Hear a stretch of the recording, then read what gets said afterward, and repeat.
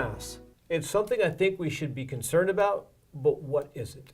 Thermal mass is the ability of a material to absorb and store heat energy.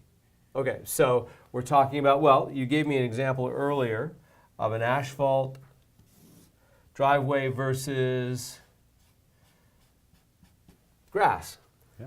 What happens here in the asphalt as opposed to a situation when you're looking at grass? What you find with the asphalt, think in the evening.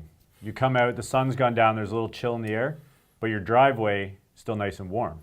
That's because all day this asphalt has been absorbing that heat coming down from the sun.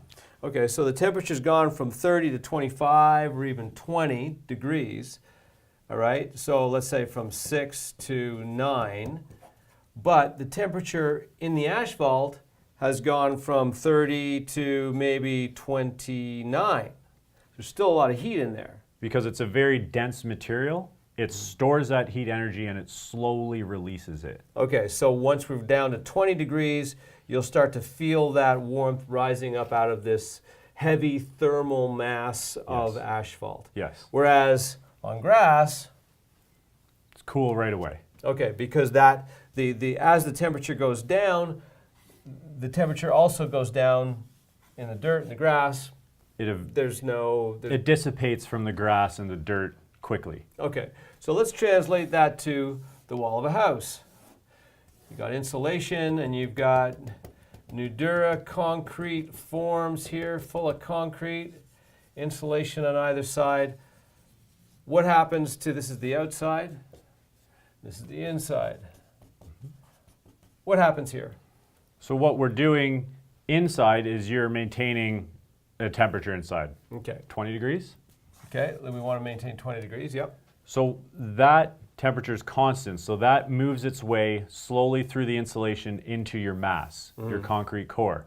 And your concrete core starts to raise towards that temperature. Okay. Outside, the temperature is always fluctuating. Okay, let's say it's minus 30, goes up to minus 10. So because of the range in temperature outside, that minus 30 has to get through that insulation, and then it has to start trying to change the temperature of this large mass. This large mass is like, let's say 20 degrees now because you've been constantly heating it over time. So this is 20 degrees, now you're minus 30 and it's got to work its way through the insulation, drop the temperature of this mass before it can get into your house. Yes, exactly. Okay. So it takes so long for that temperature to get through. It's like 13 days for that temperature to make it through the wall. Really? Like on a, say, 8-inch thick wall? Yeah.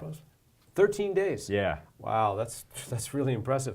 So what you end up with is very small fluctuations in temperature inside, even though the temperature outside may be moving around a lot. And your energy usage will reflect a more constant compared to this up and down, Right. which you'd have with a cavity wall. Okay, so thermal mass, super important to have lots of it, I guess, is what we're saying, in an exterior wall. Well, thermal mass being the concrete, but it's no good if you don't have the insulation on it. Okay, why is that? You need to protect the mass. So I'm slowing the temperature getting to it. Okay. Since we keep our indoor at the same temperature within a few degrees all the time, the mass is going to lean to this side compared to outside, which is going Up and roller down. coaster. Interesting, but really important to be able to, once you get the temperature you like, to be able to know that this thermal mass is going to balance out temperature inside the house. Balance is a great way to describe it. Yeah, all right. Thanks very much. Thermal mass, think about it, worry about it, learn more about it at nudura.com, or you can email Gary. He'd love to hear from you.